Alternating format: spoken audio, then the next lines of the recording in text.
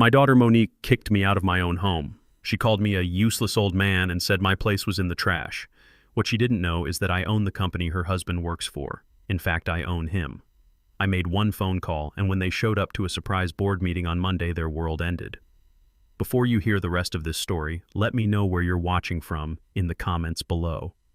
Hit like and subscribe if you believe that families should respect their elders, because this is a lesson they will never forget. The kitchen smelled like stale morning coffee. I, Nathaniel Nate Price, 71 years old, had just returned from my daily walk around the neighborhood. It's an old habit from my days with the Postal Service, a discipline that keeps a man sharp. My late wife Cynthia always said that habits are the guardrails of life, but no habit, no discipline could have prepared me for this. The note was on the kitchen table right next to the sugar bowl. It wasn't a formal letter. It was a single sheet torn from an expensive cream-colored legal pad, the kind my daughter Monique started carrying around ever since she got married. It was her handwriting, the same delicate cursive I held her hand and taught her to form at this very table all those years ago. Dad. One word, simple. But everything that followed was a betrayal, each word a slow twist of the knife. Greg and I can't take this anymore. Take what I thought to myself. Take what I live alone. I cook my own meals. I clean my own house. I host them for Sunday dinner every single week, even when they spend the entire time staring at their phones, their faces lit up by those little screens. I take their condescension. I take their pity. Who exactly is taking what here? You are too stubborn. Ah, stubborn. Yes, that's what they call it. Stubborn because I refused to sign the stack of papers Greg Reed, my esteemed son-in-law, shoved in my face last week. He called it estate planning. I called it what it was, a hostile takeover of my life. He wanted full power of attorney, both medical and financial. It's just a formality, Nate. He'd said, his voice slick with the false confidence of a 40-year-old white VP who thinks he knows everything. I told him no. That was my stubbornness.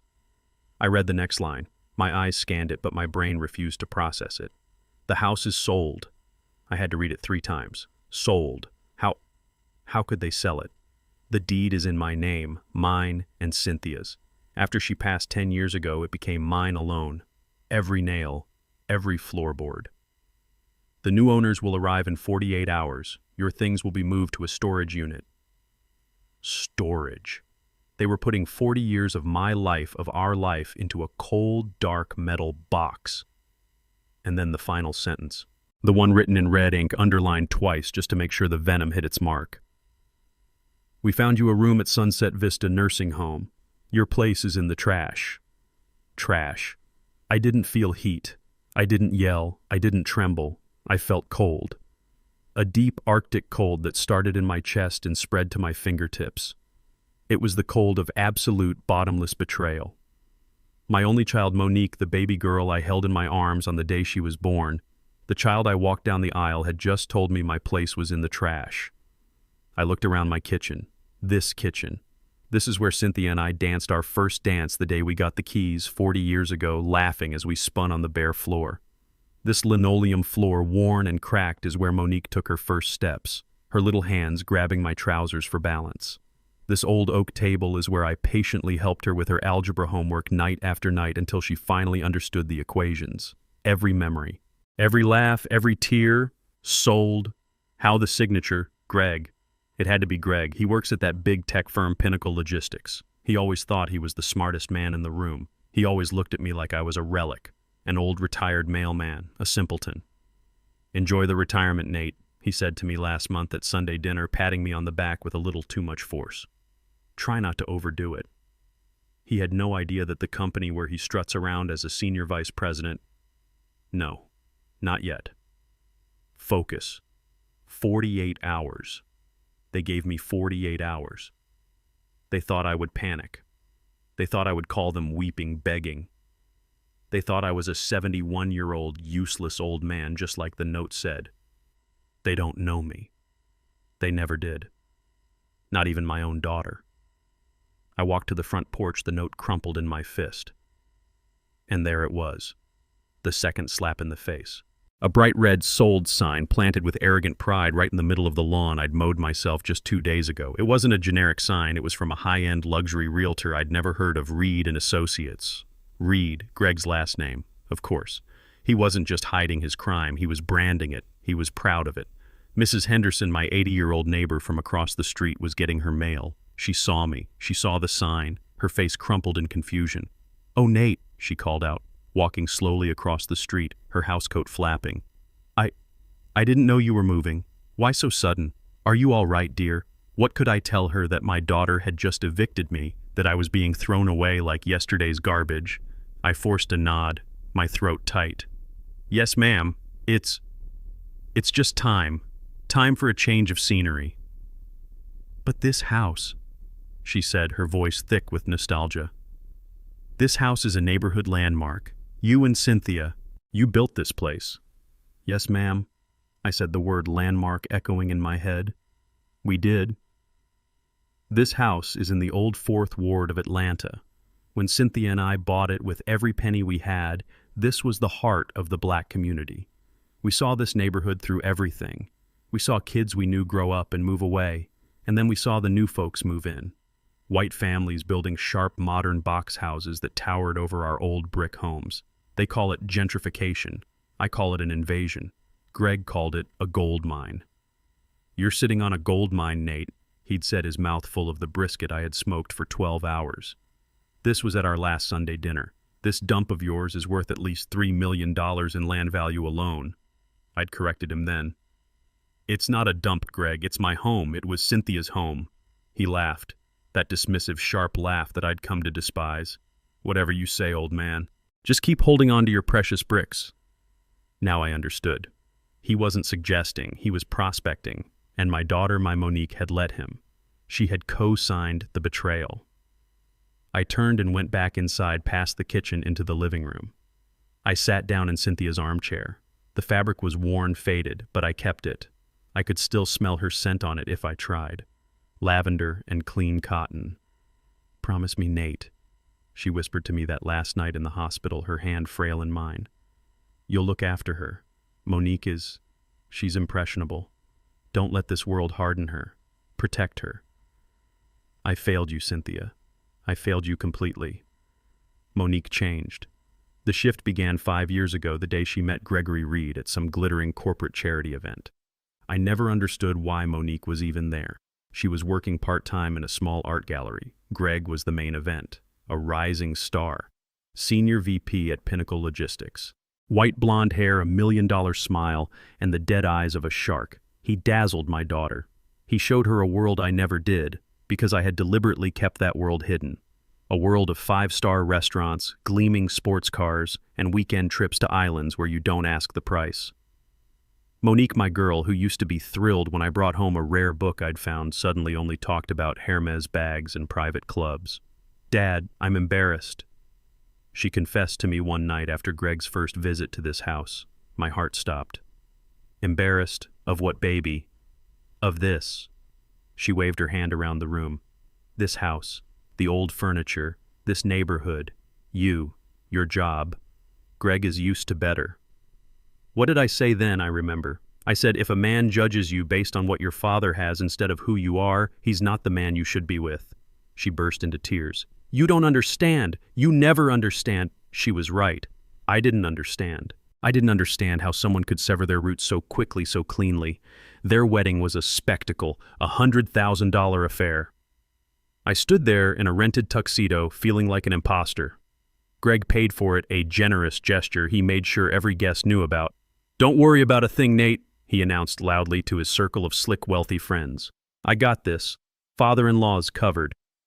His friends looked at me with that awful, polite pity. The poor old mailman father-in-law. I let them believe it. I let them all believe I was poor. Why? Because of Cynthia. "I love this life, Nate," she told me years and years ago. It was right after Pinnacle Logistics, my company, had signed its first major contract with Amazon. "I love our house. I love our neighborhood. Don't ever let that money change us. Promise me, we will always just be us." And I promised. I let a trusted CEO run the company. I kept my 55% controlling interest, and became the silent founder on the board. I officially took my retirement from the Postal Service, a job I really had worked for 10 years before Pinnacle took off, and I lived on that pension. The millions in quarterly dividends. They went straight into a blind trust, the Cynthia Price Trust. Greg didn't know. He, a senior VP, had no idea that the old mailman he despised was in fact his ultimate boss. He had no idea he was working for me. And now he had sold my house from under me. He had forged my name. He had signed the papers to have me committed. He had called me trash. He crossed the line. He made me break my promise to Cynthia. The cold in my chest was gone. It was replaced by something else. A hot, clean, clarifying anger. They said my place was in the trash. Fine. I'll show them. I'll show them exactly what happens when you try to throw away the man who owns the entire landfill. My first instinct was not to call Monique. It was not to dial her number and scream into the phone. It was not to beg. Begging is precisely what they expected. Panic is what they wanted. They were counting on the useless old man to fall apart to prove their own narrative right. They wanted me to call them weeping so Greg could turn to Monique and say, "See, he's hysterical, he's incompetent, we're doing the right thing." No, I would not grant them the satisfaction. My second instinct was not to pack. The note said my things would be moved to storage. My things. I looked around the living room. Cynthia's armchair, the one with the worn velvet arms. The tall mahogany bookshelf I built with my own 2 hands, the one holding the history books I used to read to Monique. The heavy oak desk in the corner. That desk is where I sat right here in this house and signed the incorporation papers for Pinnacle Logistics while she slept in her crib upstairs. These are not things. This is my life. This is our life. And I would not pack a single damn box. I would not lift one finger to help them erase me. I walked back to the kitchen, my hand steady. The cold anger had settled into a kind of calm, a surgical precision. I opened the junk drawer by the stove, the one that always sticks. I rummaged past old rubber bands and stray batteries and found what I was looking for. A thick, black permanent marker. I uncapped it. The sharp chemical smell of the ink filled the kitchen. It smelled like finality. I smoothed out the cruel, hurried note from Monique. I turned it over. The cream-colored back was blank, clean, an empty slate. My hand did not shake. I pressed the fat chisel tip to the paper and wrote 2 words, just 2, in big, bold, angry block letters. Check Monday. I walked to the front door. I looked through the peephole. The red "Sold" sign was still there, mocking me from the lawn. I found the roll of packing tape they must have left behind, probably expecting me to use it to seal up my own life. I ripped off a long, loud strip. I centered the note, my 2 words facing inward, and taped it firmly to the inside of the door. I wanted it to be the first thing they saw when they came back. And they would be back. Why Monday? Because Monday at 10 a.m. sharp is when the quarterly audit at Pinnacle Logistics begins. Monday is when the accountant's friends of Greg's, no doubt, but professionals nonetheless, will start pulling the threads on his expense reports. Monday is when the $3 million hole he desperately needs to fill the hole he was going to plug by fraudulently selling my house becomes a $5 million crater that will swallow him whole. Greg is a fool, a greedy, arrogant, short-sighted fool. He thinks he's a wolf, but he's just a dog chasing a car. He thinks he can move money around my money from my company and no one will notice. He thinks he can forge a power of attorney. My mind flashed back, a year ago. Monique at my kitchen table smiling, pushing a thick stack of papers toward me. "Dad, it's just routine papers for my taxes, something for Greg's accountant. Can you just sign here, here, and here?" I remembered my hesitation. It felt like too many pages. But I looked at my daughter, the little girl I'd raised, and I signed. That was my mistake. My trust. My stubbornness was in not signing the new papers last week, the ones that would have declared me incompetent. This note, this eviction, wasn't just cruelty. It was a panic move. It was the sloppy work of a desperate amateur. Greg needs me gone before Monday. He needs me locked away in Sunset Vista.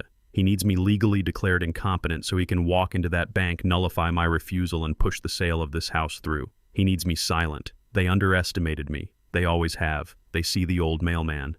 They see the quiet black man in the fading neighborhood tending his garden. They don't see the man who built a logistics empire from a single rusty van because he knew how to see patterns when everyone else just saw chaos. And I see the pattern now. Greg is trapped. Monique is complicit. They've overplayed their hand. I stood there for a long time just looking at the 2 words I'd written. They would be back. Oh yes. Not in 48 hours to check on the old man. They would be back on Monday. When that bank call came informing Greg the loan was denied, when the auditors started asking questions he couldn't answer, when his entire fabricated world started to collapse, they would come storming back here. They would burst through that door in a blind animal panic looking for me, looking for a way to fix what they had broken. And those 2 words would be the first thing that greeted them. A puzzle, an appointment, a promise. By the time they figured out what it meant, it would be far too late. The trap would already be sprung. I didn't call Monique. I didn't call the police. I didn't call the fake realtor. I walked to the old rotary phone in the hallway, the heavy black one that Cynthia always loved because the ring sounded, as she said, like a real telephone. I picked up the receiver and dialed a number I knew by heart. A number I hadn't called in 5 years. It rang once. Twice. On the 3rd ring, a deep, familiar voice answered. Not with hello, but with a simple questioning Nate.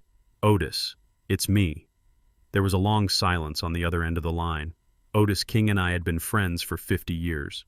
We grew up together in this neighborhood, we played ball in the same dusty lots, and we went to Morehouse together. He became a lawyer, one of the sharpest in Atlanta. I built an empire. He was the only person on earth besides Cynthia who knew the truth. He was the architect of the wall I had built around my life. Nate, he said again, his voice heavy, professional, and full of a terrible understanding. You know what this call means. Are you absolutely sure? I looked at the note still crumpled in my other hand. I looked at the sold sign on my lawn. I looked at Cynthia's armchair. Are you sure? He pressed his lawyer's mind, already running through the catastrophic implications. Once this bell is rung, Nate, you can't unring it. Your life, the one you've lived for the last 20 years, it's over. They sold Cynthia's house, Otis, I said, my voice quiet, devoid of all emotion. The line went dead silent. Otis had loved Cynthia too. He was the best man at our wedding. He understood what those words meant. It wasn't about the property. It wasn't about the $3 million in land value. It was about her. It was about the promise. They sold her house, I repeated, and they left me a note. They said my place is in the trash. I heard Otis inhale sharply, a sound of controlled rage. Who, Greg, that arrogant fool? And Monique, I said. The name tasted like ash in my mouth.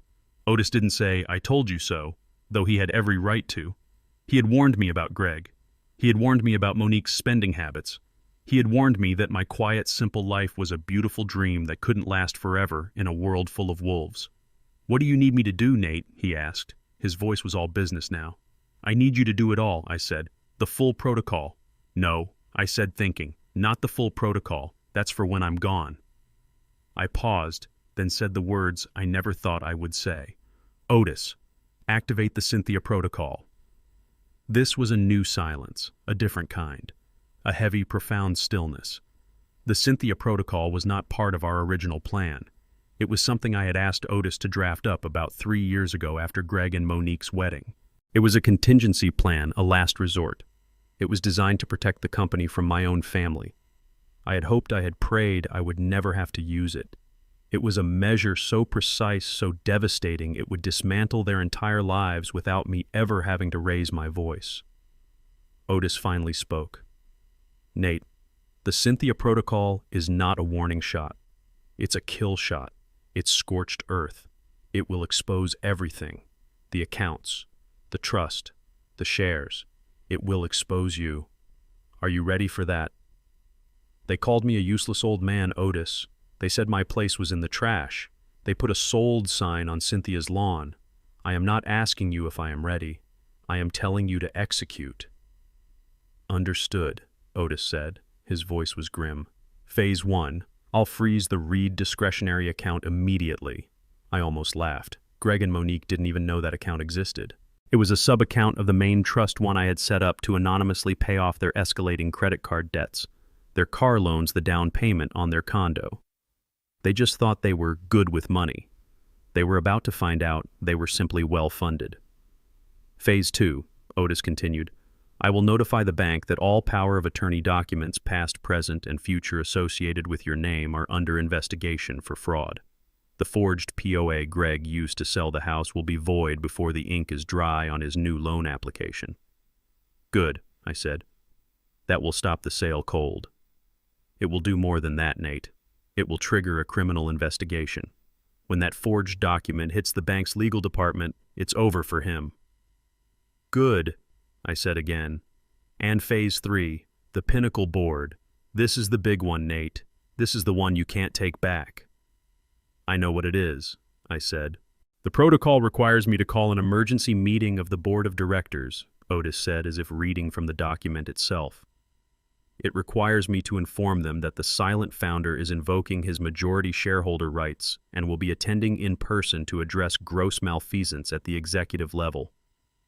When is the quarterly audit, Otis? I asked, though I already knew. Monday, 10 a.m., he replied. Then the emergency meeting will be Monday, 10 a.m., in the main boardroom. Nate, Otis said one last time, this will destroy them. Your daughter, Greg, their reputation, their lives. There is no coming back from this. I looked at the note in my hand. Your place is in the trash. I know, I said. That's the point. Activate the Cynthia protocol, Otis, and have a car waiting for me. I'm leaving the house. Where are you going? The Four Seasons. The presidential suite. I think after 40 years it's time I started living like the man they think I'm not. It's done, Nate, Otis said. The bell is rung. I'll see you on Monday, Mr. Chairman. He hung up. I placed the heavy receiver back on the cradle. The old phone gave a quiet final click. It was done. I walked out of the kitchen past Cynthia's armchair and headed for the front door, leaving the note with my 2 words taped to the inside. I didn't pack a bag. I didn't take a single thing, except for the small, worn photo of Cynthia I always kept in my wallet. I stepped out onto the porch and closed the door behind me. I didn't lock it. It wasn't my house anymore. It was evidence. I stood up from the kitchen table. The call with Otis was finished. The protocol was active. The pieces were in motion. I didn't go to the bedroom. I didn't open my closet. I didn't reach for a suitcase or a duffel bag. They were expecting me to pack up my broken life to haul my useless belongings to their designated storage unit. They were expecting me to be the man they saw, the man who saves old string and empty jars. I would not be that man. I walked to the small table by the front door. My wallet was there. An old brown leather bifold, soft and worn at the edges, cracked like a riverbed. It was the last gift Cynthia ever gave me. I picked it up and put it in my back pocket. Beside where the wallet lay was a small, silver-plated frame. It held my favorite picture of her. It was from a picnic at Piedmont Park maybe 20 years ago.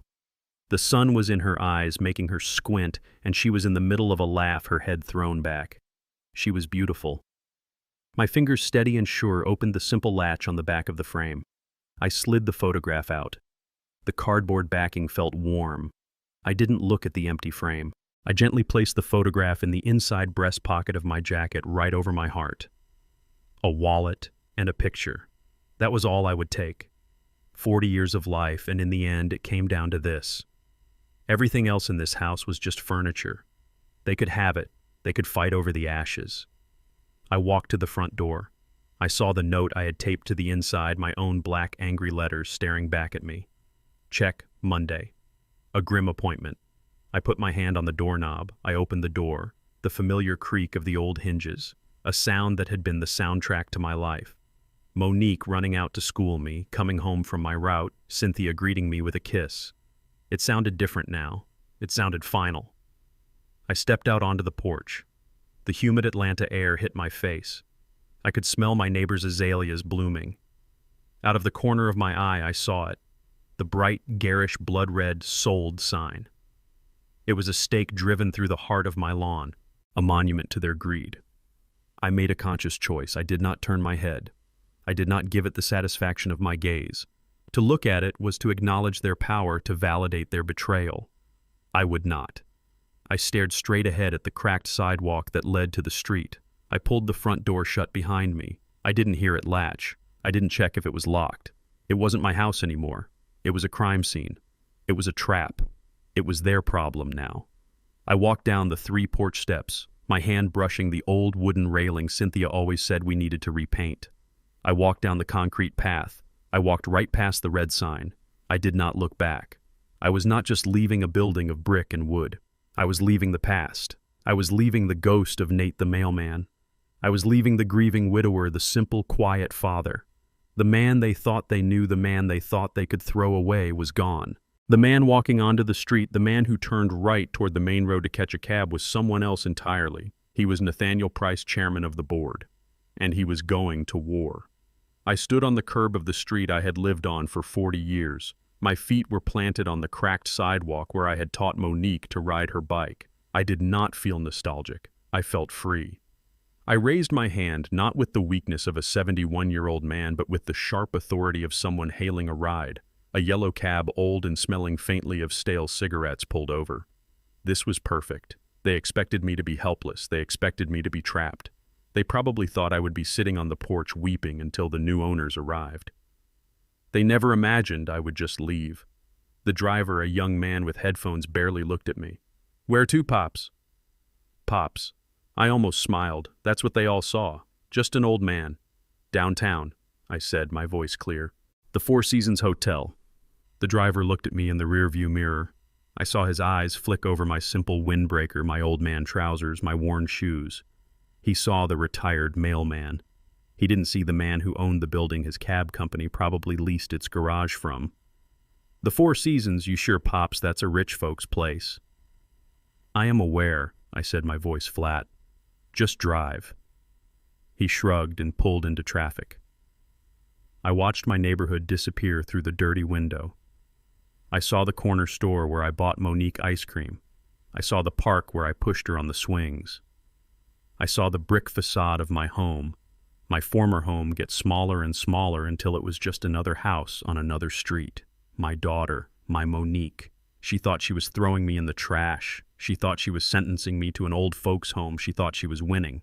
What she never understood, what I had carefully hidden from her, was that I built the world she was trying to impress. Greg, her shark-eyed husband, was so proud of his VP title at Pinnacle Logistics. He was so proud of his 6-figure salary and his company car and his stock options. He had no idea he was a glorified employee. He had no idea that I, Nate the mailman, held the controlling shares. He had no idea that his entire career, his entire sense of superiority, was a gift that I had allowed him to have.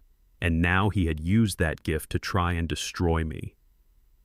The cab rattled over the cobblestones of the hotel driveway. The Four Seasons rose up in front of us, a gleaming tower of glass and steel. It was a different world, a world of quiet, effortless wealth. The driver pulled up behind a black Bentley. He looked nervous. "That'll be $28.50, Pops." I pulled out my old leather wallet, the one Cynthia gave me. I didn't pull out a fancy credit card. I pulled out 2 $20 bills. "Keep the change, son," I said. I stepped out of the cab, and the world shifted.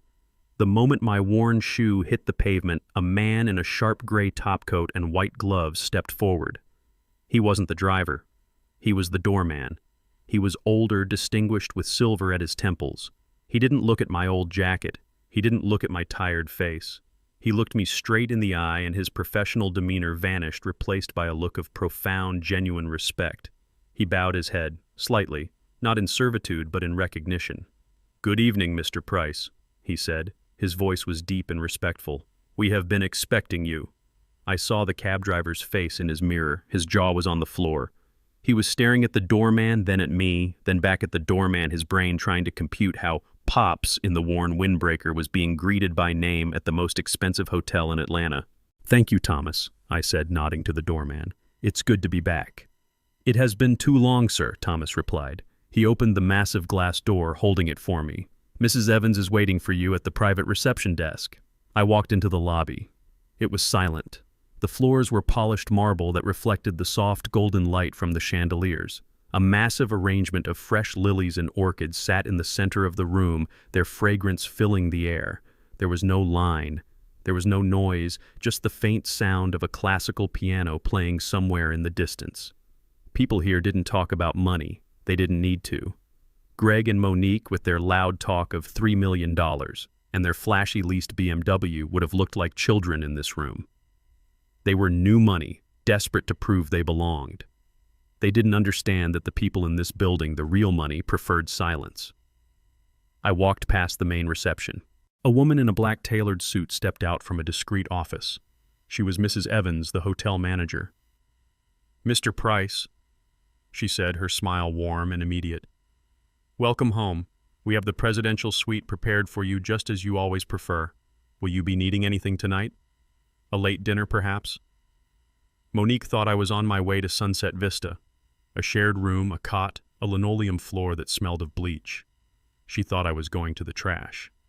"No thank you, Evelyn," I said. "Just coffee, black, and the secure line to my office." She handed me a simple, heavy key card. No check-in, no credit card required. My name was already on the account. It had been for 20 years. "Of course, sir. The suite is ready. Your instructions for the Cynthia protocol have been received. The secure line is active." I took the private elevator, the one that bypasses the main guest floors. The car was lined with dark wood and velvet, ascending silently, smoothly.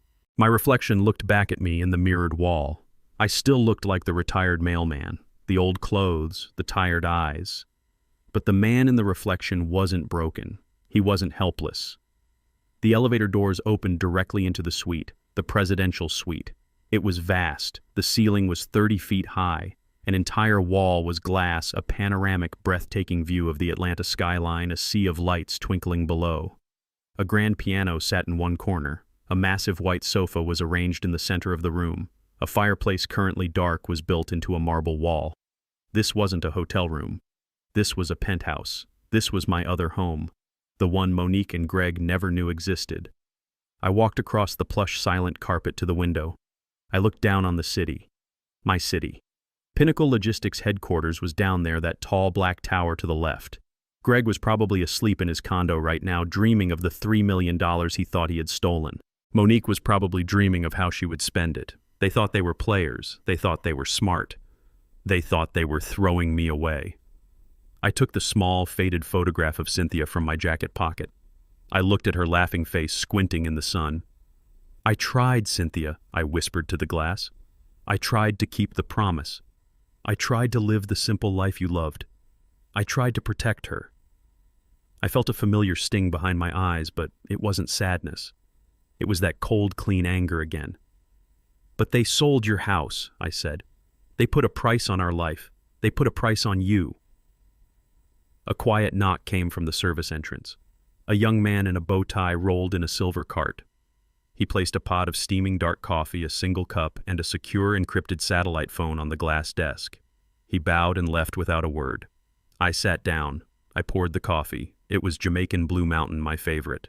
The kind I hadn't had in years because Cynthia always said it was too extravagant. I picked up the secure phone. I looked at the city lights. I looked at Cynthia's picture. The audience, the people watching my life, they just saw the first twist. They just realized the useless old man wasn't poor. They thought this was the end of the story. They thought I would just live here in luxury while my daughter imploded. They were wrong. This wasn't the end. This was the beginning. This wasn't about the money. It was about justice. It was about the promise. I picked up the phone. I knew exactly who to call. "Otis," I said when he answered. "It's done. I'm in. Now I want you to tell me everything the private investigator found. Tell me about the fraud. Tell me about the forged signature. Tell me exactly how my daughter and her husband planned to put me in the trash. I want every single dirty detail.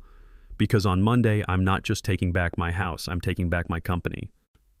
I was on my second cup of coffee when the knock came. It wasn't the timid tap of hotel staff. It was firm, precise, and patient. 2 raps. The signal we had agreed on. I opened the heavy door. Otis King stood in the hallway looking like he always did.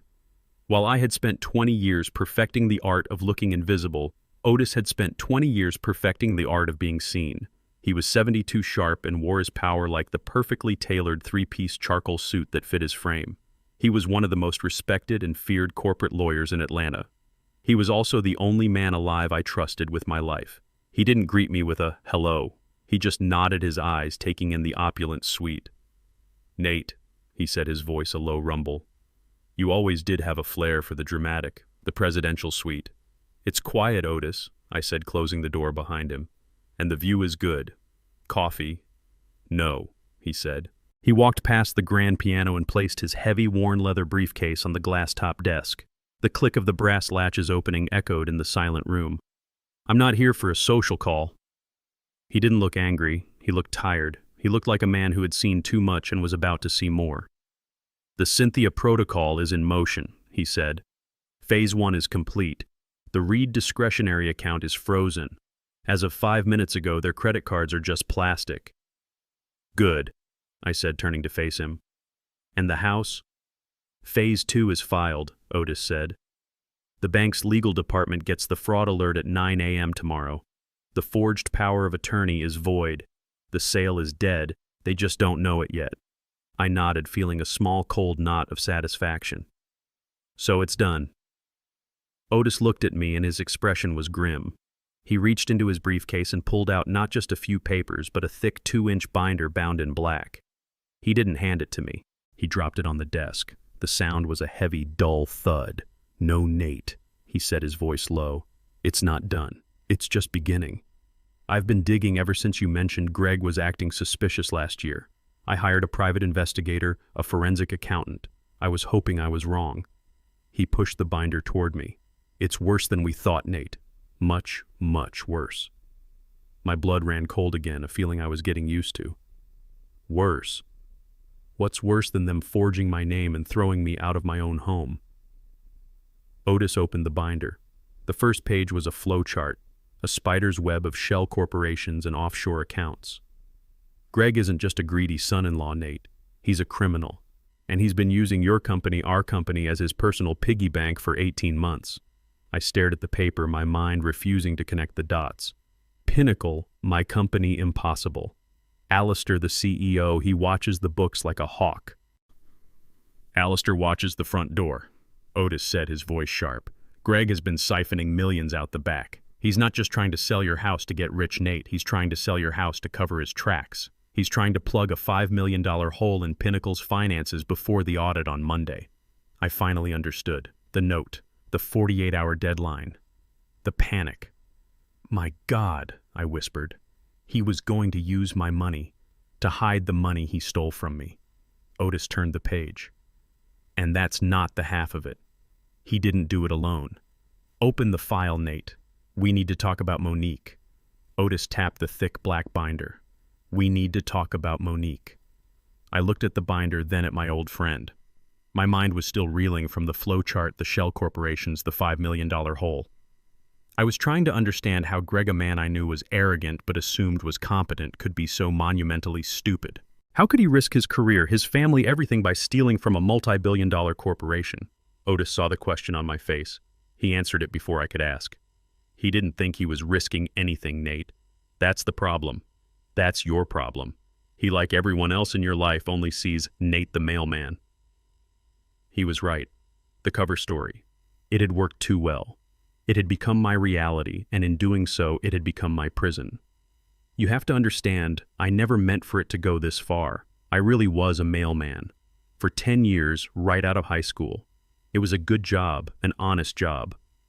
I wore out 3 pairs of shoes on these Atlanta streets. I knew every dog, every cracked sidewalk, every family. I loved the simplicity of it. A to B. A package delivered. A promise kept. But I had a different kind of mind. While my body walked the routes, my mind saw patterns. I saw chaos. I saw inefficiency. I saw wasted fuel, overlapping routes, trucks driving empty. I saw a system that could be better. So at night, I worked.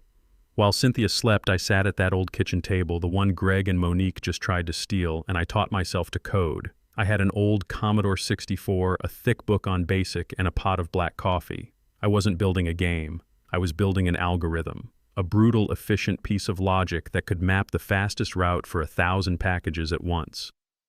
I had the code, but I wasn't a salesman. I knew trucks, not boardrooms. I met Alistair, our current CEO, at a diner. He was a shift manager for a small freight company drowning in debt and diesel fumes. I showed him my program on a 5¼ inch floppy disk. He saw the future. I just saw a partner I could trust. We started Pinnacle Logistics in my garage, literally. The garage they thought was just filled with old tools and lawnmowers. Our first fleet was one rusty 1985 Ford Econoline van. The one I used to drive myself. I designed the routes. Alistair got the clients. Then it was 2 vans, then 10, then 50, and then Amazon called. Suddenly, we weren't a local business. We were a global solution. The money that came in wasn't money, it was a flood. It was a number that didn't seem real. Otis remembers. He was my lawyer then, just as he is now. He came to my office back when my office was still in the garage. He had the first official valuation papers. "Nate," he said, his hands shaking just a little. "Do you know what this says? You're worth 9 figures. You're one of the richest men in Georgia." I looked at the paper. Then I looked out the garage window into the kitchen. I could see Cynthia. She was standing at the sink, humming clipping coupons from the Sunday paper. She was wearing her favorite faded yellow apron, 9 figures, and my wife was trying to save 25 cents on a can of tomato soup. That night I tried to tell her. "Cynthia, baby," I said, holding those papers.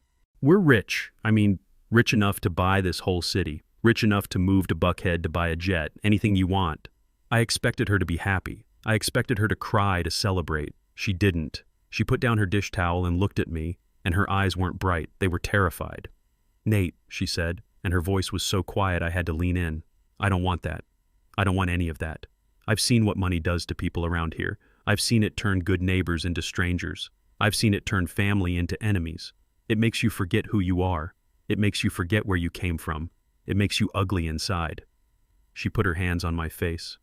"Promise me, Nathaniel. Promise me you will never let this money make us into people we despise." I promised her, right there in our kitchen. I would not let it change us. I would not let it change our family. So Otis and I built the wall. I officially retired from Pinnacle. I stepped down from the board. Alistair became the public face, the CEO. I became the silent founder, the chairman emeritus. I kept my 55% controlling interest, my majority shares, but I put all of it, every last stock certificate, into a blind trust, the Cynthia Price Trust, and I went back to being Nate. I told Monique that my little delivery project had been bought out by a bigger company, that I'd made a little money enough to be comfortable. I told her I was taking my old age pension from the Postal Service. I let the story write itself. Old Nate Price. Yeah, he's a retired mailman, lives on his pension, a good simple man. It was easy. It was quiet. It was what Cynthia wanted. And then she got sick. All that money, all those millions sitting in the trust, all the power in the world. And it couldn't stop the cancer. It couldn't buy me one more minute with her. It couldn't do a damn thing. After she was gone, the money felt like a curse. It felt like a cruel joke. So I doubled down. I didn't just live simply, I retreated. I put the Nate the Mailman coat back on and I buttoned it up tight. It was the only thing that felt real. It was the only thing that still felt like us. I focused on Monique. I poured everything I had left into her. I wanted her to be strong, to be independent, to be better than me. I wanted her to value effort, not inheritance. I never told her about the trust. I never told her about the shares. I wanted her to make her own way. Otis looked at me from across the desk, his eyes full of a sad, heavy wisdom. "You kept your promise, Nate. You didn't let the money change you. You honored Cynthia, but you forgot the other half of her warning." I frowned. "What warning?" "That it turns family into enemies," Otis said. "You were so busy protecting Monique from the money you never thought you needed to protect yourself from her. You let her see the old mailman, the simple, weak father who needed taking care of. You made yourself the perfect target."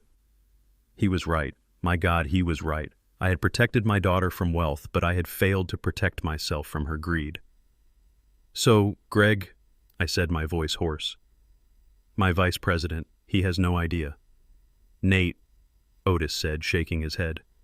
"Greg doesn't even know your name is on the company letterhead. All board communications come from the office of the founder via my law firm. He thinks the founder is some mysterious white billionaire in Switzerland. He has absolutely no idea that he's been robbing, forging, and conspiring against the man he pats on the back and calls Pops." Otis leaned forward. "But that Nate isn't the real problem. Greg is a simple thief. He's desperate and he's sloppy. The real problem is her." He tapped the thick black binder. It wasn't labeled Greg. It wasn't labeled Pinnacle. It was labeled Monique Reed, Surveillance. I stared at the binder on the desk. It was thick black and heavy. It didn't look like a case file. It looked like an anchor, something designed to pull a life to the bottom of the sea, and it had my daughter's name on it, Monique Reed. Surveillance. Otis, wait, I said, my voice hoarse. You said Greg. You said this was Greg. But that binder, that's my daughter's name. Otis let out a long, slow breath. He loosened his tie, the first unprofessional move I'd seen him make in 30 years. Yes, Nate, that's the problem. Greg is the blunt instrument. He's the one swinging the hammer. But Monique, she's the poison. She's the one who's been holding your hands down while he swings. He flipped open the binder. Let's start with the instrument. Let's start with the house. He pulled out the first document. It was a photocopy, a standard power of attorney form. He slid it across the glass desk. This, he said, is the forged POA Greg Reed filed with the county clerk 3 months ago. I picked it up. My hands were steady. I looked at the signature on the bottom line, Nathaniel Price. It was a good forgery. It was my signature, or rather it was a near-perfect copy of the signature I used to have. My mind flashed back, a year ago, right here in my own kitchen, Monique smiling, her face bright. Dad, it's just some routine papers for our taxes. Greg's accountant needs them to file our joint returns or something. It's just boilerplate stuff. Can you just sign here, here, and here? She had been so happy that day. She'd brought me my favorite sweet potato pie. I looked at Otis. She brought me pie, I whispered. She said it was for her taxes. She lied, Nate. Otis said, his voice hard. She had you sign a stack of 20 documents. 19 of them were blank tax forms. The 20th, the one she slipped into the bottom of the pile, was this: a durable power of attorney giving Gregory Reed complete control over all your assets and property. I closed my eyes. The sweet, cloying taste of that pie, the taste of betrayal, filled my mouth. So he just sold the house? It's worse than that, Otis said, turning the page. He didn't just sell it. He's too arrogant for a simple theft. Greg created a new trust in your name, the Nathaniel Price Senior Living Trust. He named himself the sole trustee. Then he used that fake trust to sell the house from you to himself for $1. $1. $1, Otis confirmed. He bought it. Then with the deed in his shell company's name, he went to a hard money lender and applied for a $3 million loan against the house's actual value. The loan was set to close tomorrow. He gets the cash, the house is leveraged to the hilt, and you legally have nothing. By the time you untangled the legal mess, he and Monique would be long gone. I put the paper down. He didn't just forge my name, Otis. He erased me. He made me a ghost in my own life. But why? I asked, the cold anger returning. Why $3 million? They live well, but that's not just greed, Otis. That's desperation. Otis looked at me, his eyes dark. Because the $3 million is just the patch, Nate. This is the wound. He turned the page again. This time it wasn't a legal document. It was a flow chart, a complex, sickening spider's web of bank routing numbers, shell corporations based in Delaware and the Cayman Islands, and wire transfers. And at the very top of that web, in a box I recognized all too well, was the logo for Pinnacle Logistics, my company. No, I said. The word came out as a growl. He wouldn't. He couldn't. Alistair, the CEO, Alistair watches the books like a hawk. Alistair watches the front door, Otis countered, his voice sharp. Greg has been siphoning millions out the back. He's the senior VP of acquisitions. He's the man Alistair trusts to scout and purchase new warehouses, new distribution centers. It was the perfect position for a thief. Otis's finger traced the path of the money. It's a classic over-invoice scheme, Nate, but on a massive scale. He's been doing it for 18 months. He finds a warehouse in Arizona worth, say, $10 million. He uses a shell company, Reed Holdings LLC, to buy it first. He buys it for 10. The middleman, I breathed, feeling sick. The middleman, Otis confirmed. 1 week later, he, acting as Pinnacle's VP of acquisitions, buys the exact same warehouse from his own shell company for $15 million. He authorizes the payment from Pinnacle's accounts. He pockets the $5 million difference, and Alistair, trusting his star VP, signs off on it. $5 million, I said. My mind was racing. This wasn't just family betrayal. This was a federal crime. This was wire fraud. This was the kind of thing that doesn't just get you fired. It gets you 10 to 20 in a federal prison. He's done it 3 times, Otis continued. No, wait. The private investigator found another one just last month, in Texas. 4 times. He's bled this company for nearly $20 million. $20 million? I was on my feet now. Impossible Alistair would see that. The board would see that. A $20 million discrepancy. Not if he didn't report the inflated price, Otis said. He's smarter than that, I'll give him that much. He reported the correct purchase price to the board, the $10 million. He covered the extra $5 million he stole each time by bundling it. He faked invoices for logistical upgrades, zoning fees, transportation taxes, union hazard pay. He buried the theft under a mountain of fake paperwork. He's been bleeding the company dry $5 million at a time and telling Alistair it's just the cost of doing business in a new state. I walked to the window staring down at the city lights. I felt the glass cool against my forehead. But an audit, Otis? We run audits. Alistair is ruthless about the audits. And that, Otis said, his voice now quiet, is why we are here. That is why your lawn has a sold sign on it. Greg got sloppy. The last deal, the one in Texas, he got too greedy. He tried to pull $7 million out in one go. The paperwork didn't clear fast enough.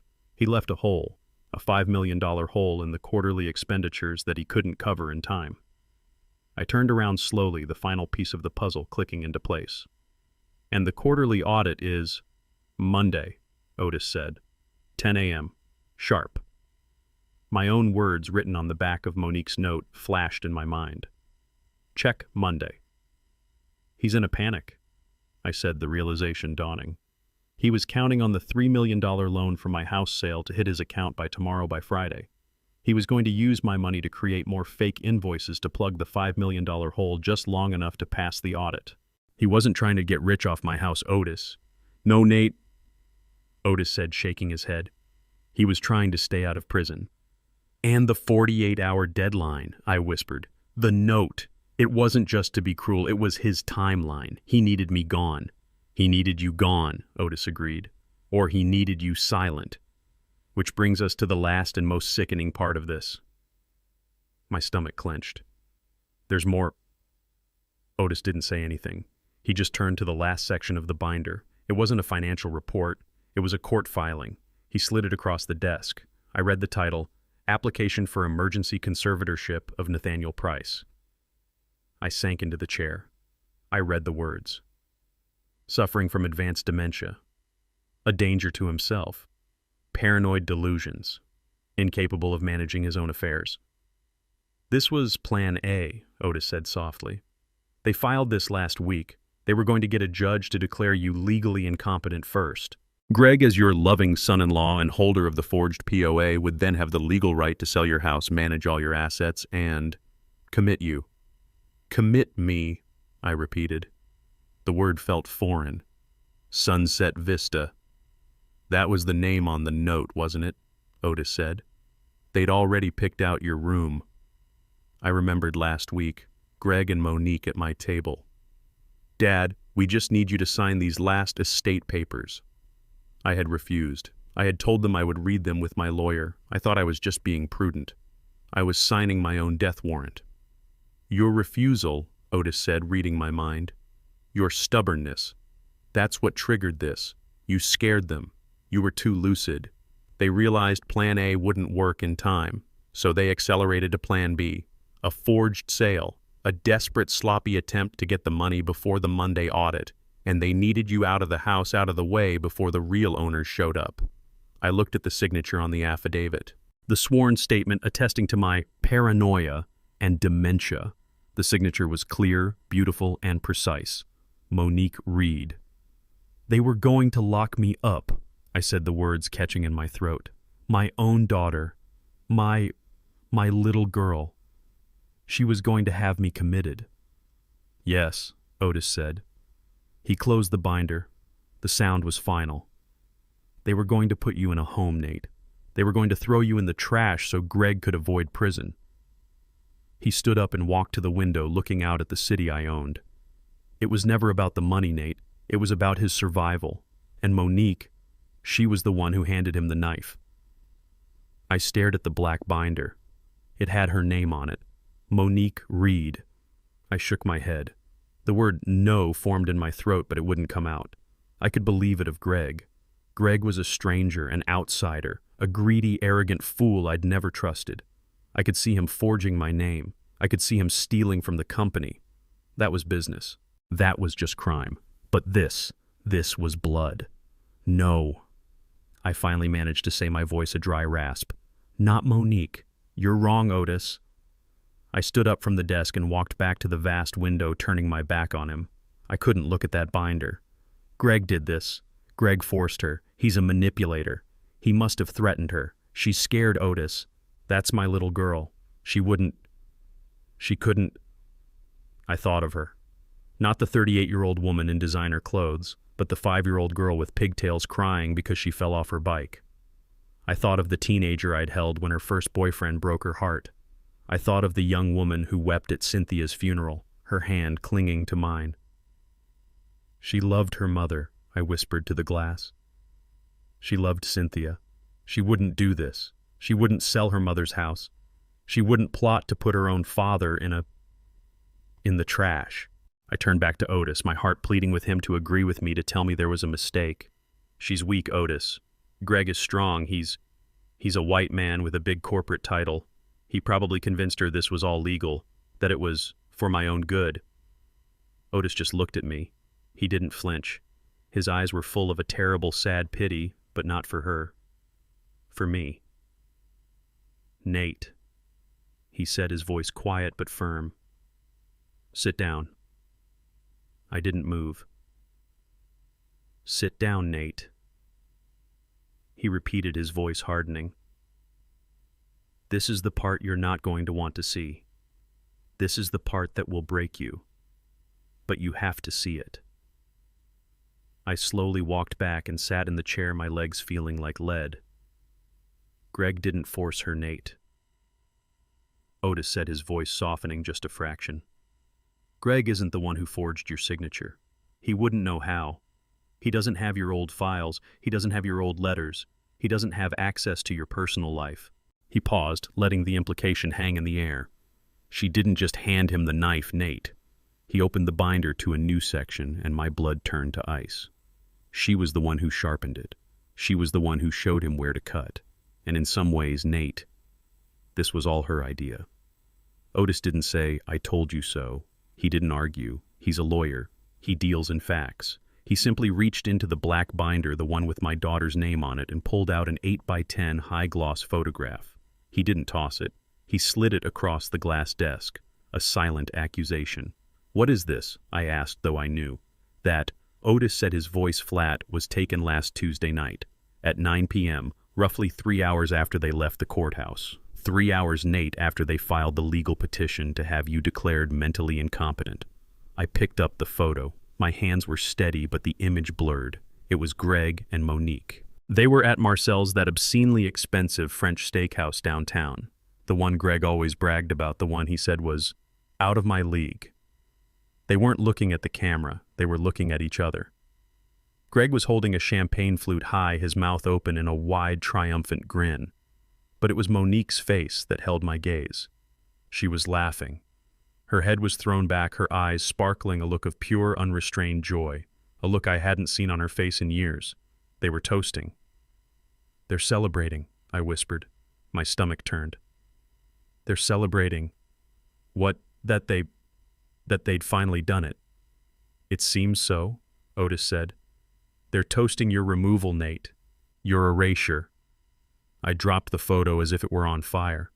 This doesn't prove anything, Otis. It shows Greg is celebrating. He's a bully. He won. He probably told her they were celebrating a big deal at work. My Monique, she's just going along. She's impressionable. You said it yourself. She's what, Nate? Otis cut me off, his voice sharp but not unkind. Weak, naive, scared. Look at that picture again. Does that look like a woman who is scared? Or does that look like a woman who just got exactly what she wanted? I couldn't look at it. I turned away, back to the window, back to the city lights.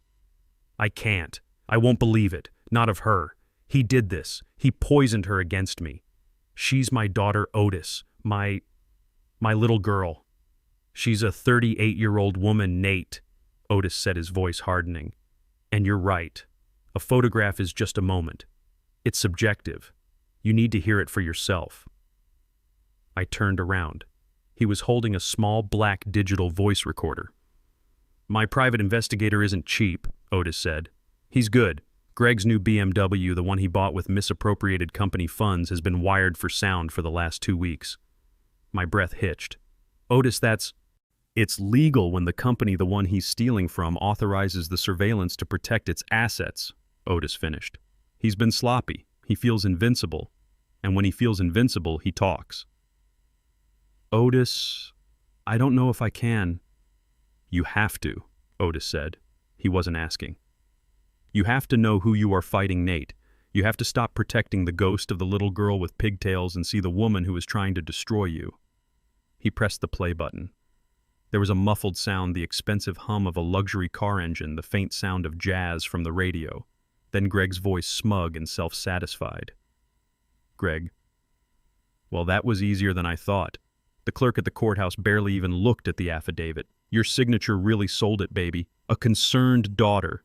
Pure genius. My hand gripped the back of the chair. Then her voice. It was her voice, my Monique's voice, but it was different. It was sharp, cold, and high with a giddy, terrible energy. Monique, please, it's done. Now we just have to wait for the judge to sign off. How long until the money from the house sale clears? I'm sick of waiting, Greg. Greg, soon. As soon as the old man is legally invisible. Once he's checked into Sunset Vista, the loan closes. The audit on Monday gets plugged. And we are $5 million richer. Monique. 5 million, God. Greg, I am so sick of pretending. I am so sick of it. I sank into the chair. My body went weak. Sick of pretending. Pretending what the Sunday dinners, the I love you dad texts she sent me just last week, the concern she feigned when I had the flu last winter bringing me soup. That, all of it. A performance, Greg. He laughed. A deep, ugly sound. You're a hell of an actress, I'll give you that. Oh, Dad, you look tired. Oh, Dad, let me fix you a plate. You had me fooled for a while there, Monique. Ugh, don't remind me. I can't stand the smell of that old house. It smells like him. Like old clothes and failure. I've been pretending to care for 5 years, Greg. 5 years of listening to his boring, pointless stories about the mail route. Oh, I knew this person I delivered that package. Who cares? No, I whispered. No. I had told her those stories because she asked. I thought she was interested in my life. In me. Otis didn't stop the recording. He just watched me. He made me listen. Monique. The man is an embarrassment, Greg. A total embarrassment. Do you have any idea what it's like?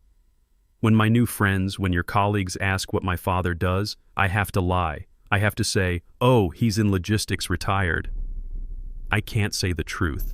I can't say, oh, he's a retired mailman who lives in a dump in the 04W.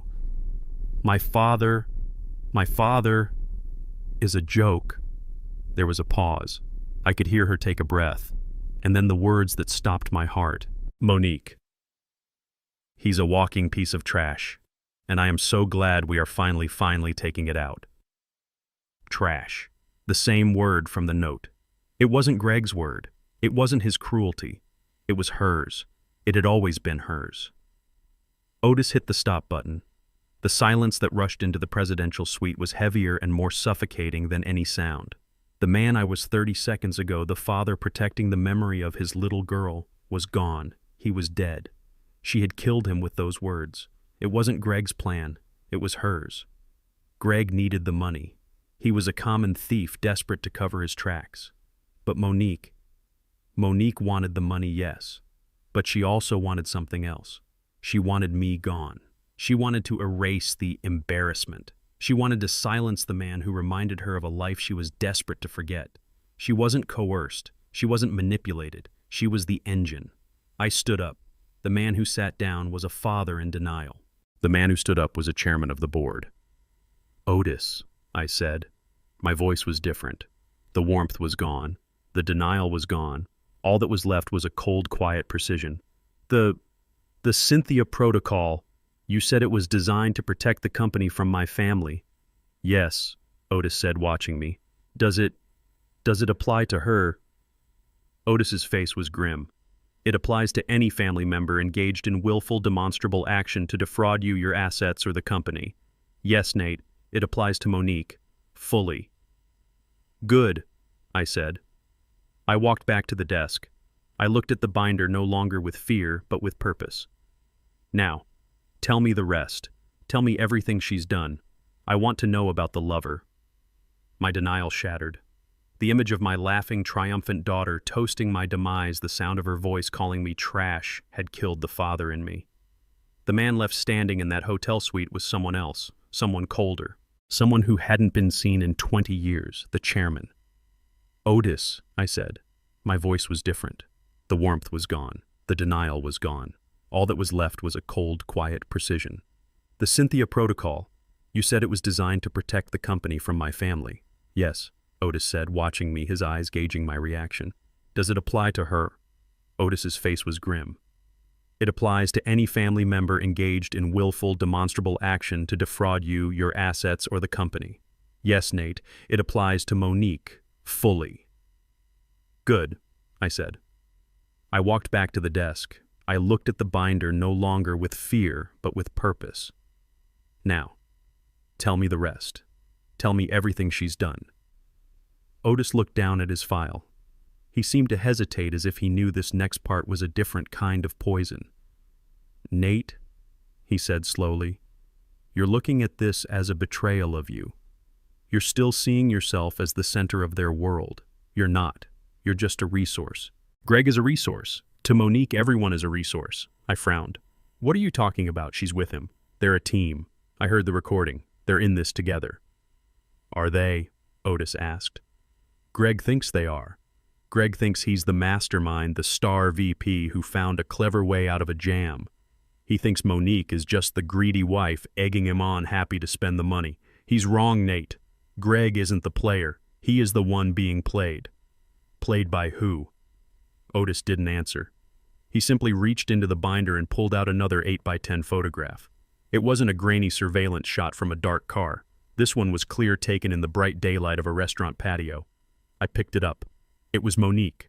She was sitting at a small table, clinking a wine glass. She was smiling, that same giddy, triumphant smile from the other photo. But the man she was toasting was not Greg. Who is this? I asked, though I felt a sickening wave of recognition. The man was younger than me, older than Greg, sharp suit, expensive watch. His name, Otis said, is Chad Peterson. He's a commercial real estate developer. He's also Greg's primary partner in both the Arizona and Texas warehouse acquisitions. I looked closer at the photo. They weren't just clinking glasses. Their knees were touching under the small table. He was leaning and his eyes locked on her. It was intimate. It was predatory.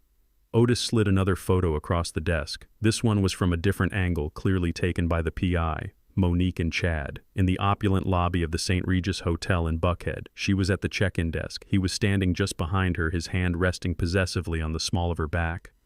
The date stamp on the bottom of the photo was small, white, and clear. It was from 3 days ago, the day after she and Greg had filed the petition to have me committed. She's betraying him too, I whispered. It wasn't a question. The emptiness in my chest deepened, becoming a void. The little girl I had tried to protect was not just gone. She had never existed. Why? I asked, my voice hollow. Why him? Greg has the title, he has the salary, he's her husband. Because Greg is just a vice president, Nate, Otis explained, his voice like a surgeon's scalpel. Greg is an employee. Chad owns the development company. Greg is the middleman. Chad is the source. Monique always climbs the ladder. I shook my head, trying to clear the fog. So she's leaving Greg. She's leaving him for a richer man. Is that the story? No, Nate. Otis said, his voice dropping. You're still not getting it. This is not a simple affair. This is a coup. She's not leaving Greg for Chad. She's using Chad to destroy Greg, and then she's going to destroy Chad too. She's not climbing the ladder, Nate. She's planning to burn the whole damn building down after she steals the fire truck. Otis pulled out the final item from the binder. It wasn't a photo. It was another digital recorder. The PI didn't just bug Greg's car, Nate. After we saw these photos, we put a bug in her car too. We thought we were tracking Greg's conspiracy. We stumbled onto hers. He pressed play. There was the sound of a car door closing, the beep of a seatbelt. Then Monique's voice, not giddy this time, but cold and sharp. Monique. He's so stupid, Chad. He's just so predictable. He really thinks this is about us moving up. He thinks I'm impressed by his little $5 million scam. A man's voice, smooth and confident. Chad. Chad, he chuckled. He's a useful idiot, baby. That's what he is. But are you sure you have the copies? The real copies. Monique. I have everything. I've been downloading his personal files from his laptop for 6 months. Every fake invoice Greg created, every single wire transfer to his shell company. I also have the original contracts you signed for the real price of the warehouses. The $10 million ones. The ones you're hiding from the IRS. The confidence in Chad's voice vanished. Chad. Now, honey, that's our insurance policy. Monique. No, it's my insurance policy. You don't get it, do you? Greg thinks I'm helping him beat the audit on Monday. He thinks I'm his loyal wife, helping him forge his own father's name. He thinks I'm going to delete the files for him once the house money comes through. But I've copied everything to an encrypted drive. I have his fraud. And Chad, I have your tax evasion. I stopped breathing. Otis just watched me. Do you see it now, Nate? Otis asked, pausing the recording. I couldn't speak. I just nodded. She's helping him. I finally managed to say, piecing the fragments together. She's encouraging him to commit the fraud. She pushed him to forge my name. She needed him to steal the money from my house. Exactly, Otis confirmed. She needs him to consolidate all the stolen cash. Greg thinks they're going to use that money, the $3 million from your house and whatever else he can siphon, to start fresh after the audit blows over. He thinks they're a team, Bonnie and Clyde. But she has copies. I said, the monstrosity of the plan dawning on me. She has copies of his fraud, and she has copies of Chad's tax evasion. She's not his partner, she's his executioner. Otis nodded, his face grim. Her end game is simple. She lets Greg get the $3 million from your house. She lets him plug the hole in the books and pass the audit on Monday. He's safe. He's happy. He thinks he's won. He thinks he's the smartest man in Atlanta. Then, I finished the words like ice. On Tuesday, she strikes. She blackmails them both, Otis said. At the same time, she goes to Greg and says, give me everything you stole from Pinnacle or this drive goes to the SEC. And then she goes to Chad and says, give me everything you skimmed from the warehouse deals or this drive goes to the IRS. She'll destroy them both. She'll take the money from your house, the money Greg stole, and the money she blackmails from them, put it all in an offshore account and disappear. And me? I asked. My voice was barely a whisper. What about me? Otis looked at me, his eyes full of the pity I had refused to see earlier. You, Nate, you're just the seed money. You're the casualty she was willing to sacrifice to start the war. You locked away in Sunset Vista, legally incompetent, forgotten by the world. You're just the collateral damage. You're the trash she was taking out to clear the field for her real game. I sat there for a full minute in the most expensive hotel room in the city, surrounded by a luxury I had secretly built. And I had never, ever in my 71 years felt so utterly and completely poor. The recording stopped. The silence that filled the presidential suite was absolute. It was the silence of a tomb. I sat there motionless, staring at the black digital recorder on the glass desk. I was 71 years old. I had lived through the struggle for civil rights. I had buried my parents. I had held my wife's hand as she took her last breath. I thought I understood loss. I thought I knew what pain was. I was wrong. What I felt in that moment was something new. It was a hollowing out. It was the sound of the last door in my heart slamming shut, the lock turning, the key breaking off. The little girl who fell off her bike, the teenager who cried over a broken heart, the daughter I walked down the aisle. They were all ghosts. They had died and I hadn't even known. The woman who had taken their place, the woman on that recording, was a stranger, a cold, calculating stranger who had looked at my life, my love, my entire 40-year sacrifice, and had marked it down for demolition. Collateral damage. Trash. I didn't cry. The tears wouldn't come. The pain was too deep for tears. It was a cold physical weight in my chest. I felt the last shred of my paternal love, the stubborn, foolish hope that she was just misguided, wither and die. And then it was gone. All of it. The sadness, the confusion, the denial. It all burned away, leaving behind something hard, something clean, something cold as steel. I slowly stood up. My back, which had been stooped with the imaginary weight of the old mailman for years, straightened. I felt the stiffness in my knees vanish. I was no longer a father in mourning. I was the chairman of the board. And my company was being robbed. I looked at Otis. He was watching me, his face a mask of professional concern waiting. "Otis," I said. My voice was different. The soft grandfatherly rasp was gone. It was replaced by the voice I used to use in boardrooms, the voice that didn't ask, it told. The voice that cut through excuses and got to the point. "You said Phase 1 is complete. The discretionary account is frozen." "Yes, Nate," Otis confirmed. "Good," I said. "Now Phase 2, the house. I don't want the sale just dead. I want it undone. I want that forged power of attorney flagged in every system from here to Delaware. I want Greg Reed's name to be a red light that stops every banker in this city." "It's already in motion," Otis said. "The bank's legal department will have it by 9 a.m. "Not just the bank," I said. "I want the DA's office. This isn't a civil matter anymore. This is criminal fraud. I want a file opened." Otis nodded, a grim flicker of approval in his eyes. "Consider it done." "And Phase 3, I said, walking toward the glass desk. "The Monday meeting, the audit." "I've drafted the emergency notice for the board," Otis said. "It goes out tomorrow." "Good. 10 a.m. sharp, in the main boardroom. I want Alistair there. I want the entire executive committee. I want our chief auditor, and I want him." "Greg will be there, Nate. He has to be. It's his audit." "He'll be there," I said. "But he won't be expecting me." I paused, then looked at my old friend. "And Otis." "Yes, Nate. Call the police, not the local precinct. Call your contact at the State Financial Crimes Unit. I want them waiting. I want them discreet. I want them in the lobby of the Pinnacle building at 10:15 a.m. on Monday." Otis raised an eyebrow. "You want him arrested at the office in front of everyone?" I thought of Monique's note. I thought of her voice. An embarrassment. Trash. "No," I said. "I don't want him arrested in front of everyone. I want him arrested in front of me."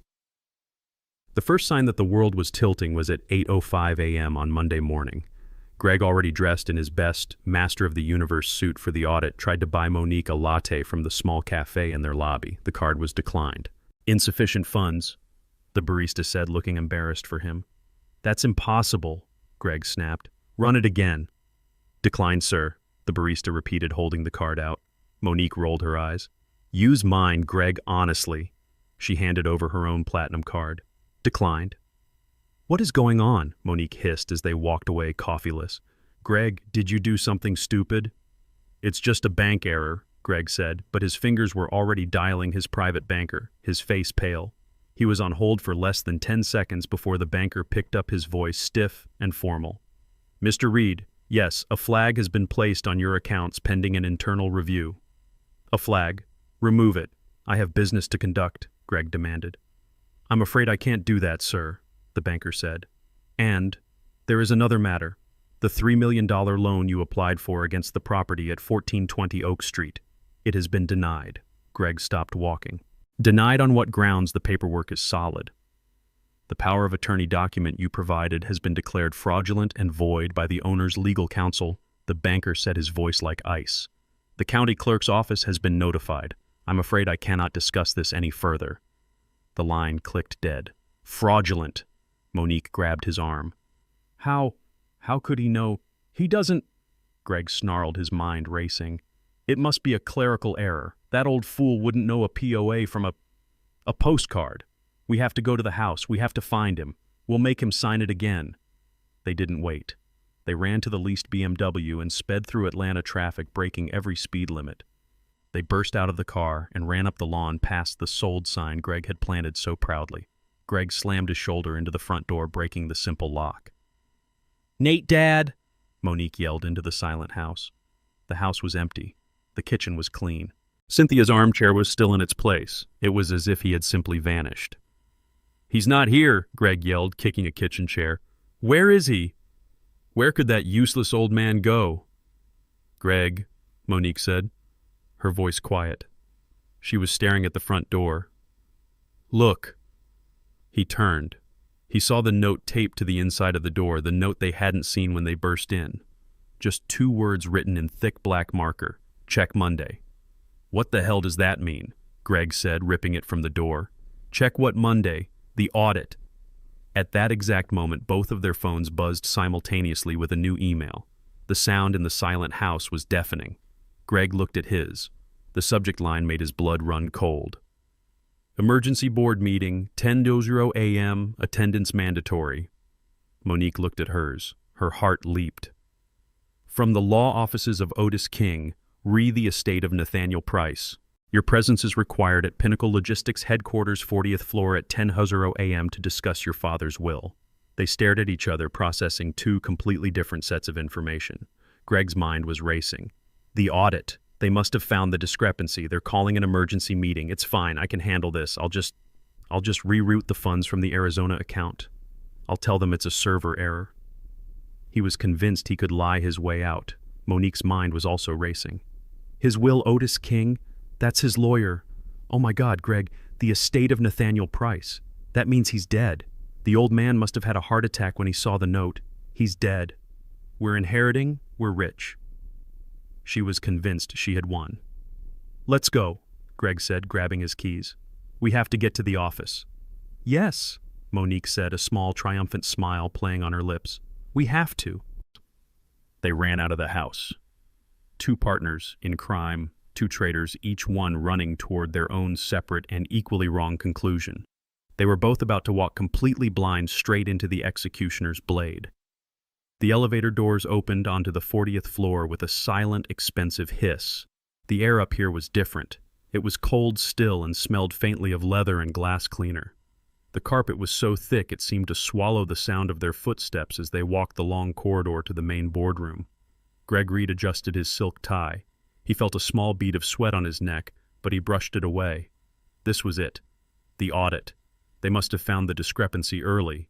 That "check Monday" note, the old fool must have called Alistair in a panic, babbling about his house. Amateurs. Greg was annoyed but not scared. He was a senior vice president. He was the star. He could talk his way out of anything. He would blame the accounting software, a server migration, anything. Monique walked beside him, her face a perfect mask of somber concern. She was dressed in an elegant conservative black sheath dress. She was playing the part of the grieving daughter. She had seen her father's lawyer, Otis King, on the email invitation. The estate of Nathaniel Price. It was happening. The old man was gone, the inheritance was hers. She was confused why the entire board was involved, but she assumed it was a formality. Perhaps her father in his pathetic mailman retirement had some small forgotten stock options. She was here to collect. The massive double doors of the boardroom were open. They stepped inside. The room was silent. The long, polished obsidian table stretched out like a dark mirror reflecting the panoramic view of the Atlanta skyline. At the far end, looking small against the wall of glass, sat Alistair, the CEO. His hands were folded. He wasn't smiling. To his right sat Otis King, Nate's lawyer, his face carved from granite. To Alistair's left sat the CFO, the COO, and the 2 senior partners from the external auditing firm. They were all looking at the door. They were all waiting for them. "Alistair, gentlemen," Greg said, striding forward, his voice booming with a confidence he didn't quite feel. "This is a surprise. My audit wasn't scheduled until 2 p.m. You could have just called. What's the emergency?" Monique glided in behind him. She focused on Otis. "Mr. King," she said, her voice soft and trembling just enough. "Thank you for handling this so quickly.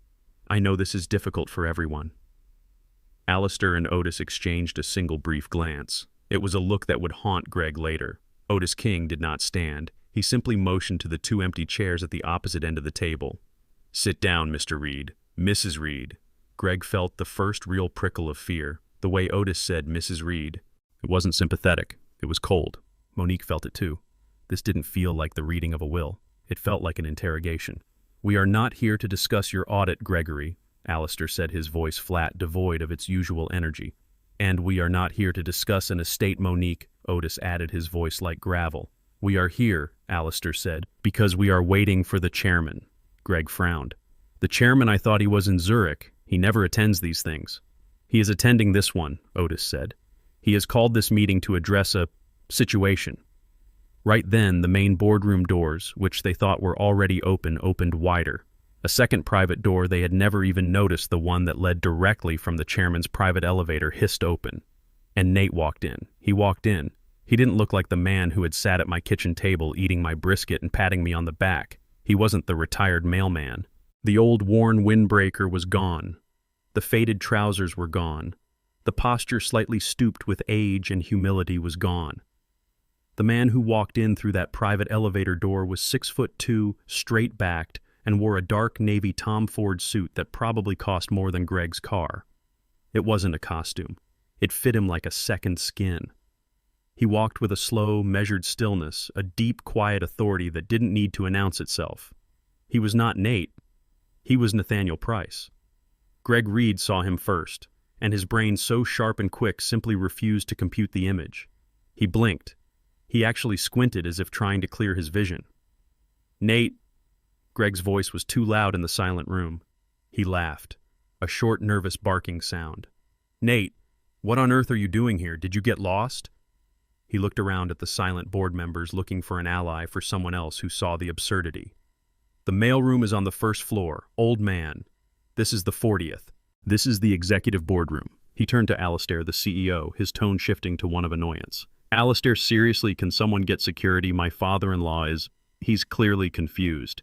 He's been having episodes. This is exactly what I was telling you about Monique." Monique, who had been staring at her father as if he were a ghost, was pale. She didn't say anything. Alistair, the CEO, did not smile. He didn't even look at Greg. He stood up. He did it slowly, respectfully. Otis King stood up. The CFO and the COO stood up. The two auditors from the external firm stood up. Every single person in that room stood up. Not for Greg. They stood up in unison as I, Nathaniel Price, walked to the head of the table. Greg's smile froze. It didn't fade. It froze, stuck on his face in a horrible, confused grimace. "Alistair," he stammered. What is this?" Alistair looked at Greg, and his eyes were not angry. They were filled with a cold, profound disappointment that was so much worse. "Gregory," Alistair said, his voice flat, "this is not Nate. You will address him correctly." Address who?" Greg's voice was getting high. "What are you talking about? That's Nate Price, my wife's father. He's a retired..." Otis King spoke. His voice, unlike my quiet one, was a deep baritone that filled every corner of the room. It was the voice of a man who breaks other men for a living. "Mr. Reed," Otis said, his words sharp and perfectly enunciated. "This is Mr. Nathaniel Price, the founder, the chairman of the board, and the majority shareholder of Pinnacle Logistics." The words hit Greg Reed like a physical blow. He actually staggered back a step, one hand flailing, grabbing the back of his chair to steady himself. "What?" It was a whisper. He looked at me, really looked at me for the first time. He saw the suit. He saw the cold, intelligent eyes staring back at him. He saw the man who wasn't a mailman, but a king. He saw the man who signed his paychecks. "No," Greg whispered. His face was white, the color draining from it like water down a drain. "No, that's not possible. You're a mailman. You're nothing." "I was a mailman," I said. My voice was quiet, but it cut through the silence. "It was an honest job. You should try it sometime. And you, Greg, are a vice president. Or rather," I paused, "you were. You..." Greg's mind was short-circuiting. I could see the connections being made. The audit, the emergency meeting, the failed loan from the bank, the frozen accounts, the note, check Monday. He looked at Monique. Her face was a mask of pure, unadulterated terror. She wasn't seeing an inheritance. She was seeing the end of her entire life. This is a joke," Greg said, trying to laugh again, but it came out as a desperate, strangling sound. "A setup." "Nate, what did you do? What did you tell them?" I didn't answer him. I looked at the chief auditor. Let's begin. The woman opened her file. Mr. Reed, we show an initial discrepancy of $5,200,000 in the Texas and Arizona acquisition accounts routed through a shell corporation, Reed Holdings LLC, an entity registered in your name. I can explain that, Greg said, his voice high and thin, cracking. That's a clerical error, a server migration. The paperwork. It's... Save it, I said, cutting him off. I didn't raise my voice. I didn't have to. I took one step toward him. I'm not Alistair. I'm not the board. I'm the man whose house you forged a signature to sell. I'm the man you tried to throw in the trash. I looked at the gold watch on my wrist, the one Cynthia had given me. It wasn't the expensive one Greg always wore. It was a simple old Omega, but it kept perfect time. It is 10:04 a.m., I said. You don't have an hour to lie your way through an audit, Greg. You have 30 seconds. 30 seconds to explain to me, your chairman, why you have been stealing from my company.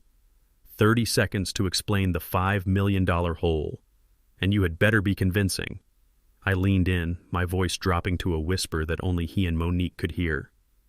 Because in exactly 2 minutes, 2 officers from the State Financial Crimes Unit are walking into this room to arrest you for criminal wire fraud. Panic. It was indeed gradual. It was instant. Pure animal panic. Greg's eyes darted around the room. He saw the auditors' stony faces. He saw Alistair's disgust. He saw Otis, his arms crossed, a silent sentinel. He saw me. He had no way out. The walls were glass, but they were closing in. He did what all cowards do. He did what all rats in a trap do. He turned on the only other rat in the trap with him. He pointed a shaking, accusing finger at his wife. At my daughter. Her. He screamed the word. It echoed off the glass skyline. It was her, Monique. She made me do it. Monique's head snapped up her face, a mask of disbelief and pure venomous rage. What? She's the one. She's obsessed with money. She's the one who's embarrassed by you. She pushed me. She said I wasn't man enough, that we needed more. She found the loopholes. She told me how to do it. I did it for her. It was all for her. Her! Greg's scream echoed against the glass. She's the one. It was all her. Monique leaped to her feet, her face a mask of pure venomous rage. You lying, pathetic coward, you're blaming me. You're the one who forged his name, Greg shrieked, pointing at me. You're the one who told me he was a simpleton. Silence. Otis's voice boomed through the room, cutting off their panicked accusations. He picked up a remote. You're both fools, he said, his voice dripping with contempt. You were so busy robbing the company and you... He looked at Greg. We're so busy robbing your father-in-law, you never stopped to look at the person robbing you. He aimed the remote at the massive presentation screen behind me. It lit up. It wasn't a spreadsheet, it was a photograph. Monique. At that same restaurant patio, laughing, clinking a wine glass with the man I now knew was Chad Peterson, Greg's partner. Then another photo, the St. Regis Hotel lobby. Chad's hand on her back. Greg stared at the screen. His mouth opened, but no sound came out. He looked at Monique, then at the screen, then back at Monique. The realization hit him, the understanding that he wasn't the player. He was the pawn. While you... Otis said, his voice cold, were busy planning to frame her father, she was busy gathering evidence to blackmail you and your partner. She was playing you both. No, Greg whispered. He looked utterly broken. Yes, I said, stepping forward. She was. You're fired, Greg. And Alistair, I expect your full cooperation with the federal investigation. Of course, Mr. Chairman, Alistair said, his face grim.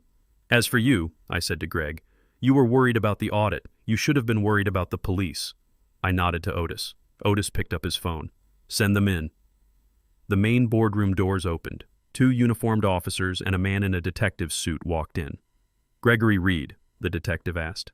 Greg just nodded, his body slack. You are under arrest for conspiracy, wire fraud, and forgery. As they pulled his arms behind his back, as the click of the handcuffs echoed in the room, Monique finally completely fell apart. She sank to the floor, her expensive black dress puddling around her, her hands grasping.